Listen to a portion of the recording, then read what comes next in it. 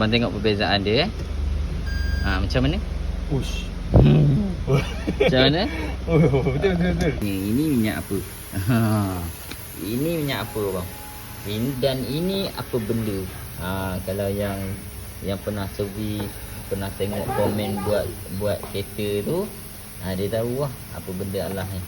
So yang mana tak tahu, saya perkenalkan, ini adalah auto filter. So kat sini alkisahnya owner ni datang masalah gear sentap ni. So benda Allah ni kemungkinan besar ia dah tersumbat. Macam tu. So kalau kita tengok kat sini, bila mana dah terlampau kotor, dia menyumbatkan di bahagian-bahagian ni. Jadi minyak payah nak naik ke atas sebab dia terlalu kotor dah ni. Ini tengok minyak. Biasa korang tengok minyak warna apa? Warna merah, putih. Macam minyak ni. Ini color dia kan.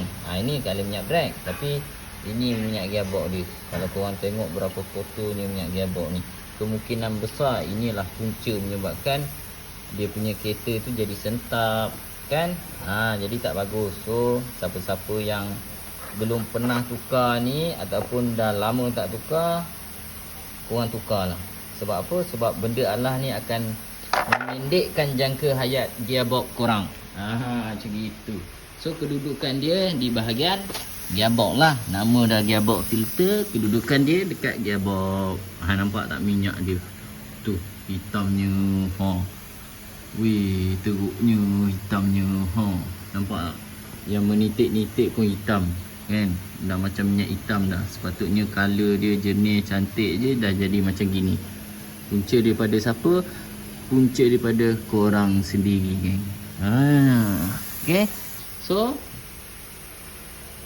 saya panggil dia tukar benda Allah ni untuk awalan orang kata perubatan dia. Sebab saya dah masuk toyol dekat dalam gearbox dia sebelum saya buka ni. Jadi toyol saya tu bagi tahu minyak gearbox ni terlalu kotor dah tuan. Jadi dia kata kena tukar. Sebab itulah saya ambil langkah untuk tukar auto filter dan juga minyak dia ni. Toyol saya tu bagus. Kalau korang datang sini tak payahlah nak pening-pening cari penyakit. Saya masuk toyol je. Ni toyol saya. Ni toyol saya geng dia pandai buat kerja, dia pandai selidik masalah kereta. Okey baik, sekarang dah siap tukar auto filter dengan minyak gear dia kan. Jadi kita test. Assalamualaikum, alhamdulillah, bismillah. Alright, jom kita tanya owner lah. Maknanya kalau owner kata okey, memang okey lah. Bang, abang masuk belah mana bang? Abang masuk belah ni. Mana? Tak apa. Itu filter aircon. Kita tengok Kalau dia kata okey, maknanya okey lah. Okey. Sekarang ni kita buat apa? Auto filter minyak gear. Lepas tu aircon lah. Jadi aircon ni tak ada masalah lah, dah sejuk lah. Cuma nak kena running sikit lah. Yang paling penting ni part gearbox. Sekarang ni okey tak tendang lah. Tak ada sentap lagi kan? Tak sentap buat tu lah. So maknanya benda tu berpunca daripada auto filter. Sebab apa? Sebab dah lama sangat dah abang tak tukar benda tu. Jadi benda tu dah tersumbat dan menyebabkan minyak tak boleh naik ke atas dengan baik dan proses dia tak cukup minyak dan jadi sentap lah. Itulah sebab saya suruh tukar benda tu dulu. So maknanya kalau kata keadaan macam ni, dia terus okey. Sedangkan sebelum ni abang kata dah lama masalah ni. Masuk gear R ni sentap betul. Sekarang dah okey betul. So maknanya pakai dulu, tengok keadaan dia macam mana. Kalau kata benda tu dah tak ada kes macam ni lagi, abang pakailah sampai ke sudah lah.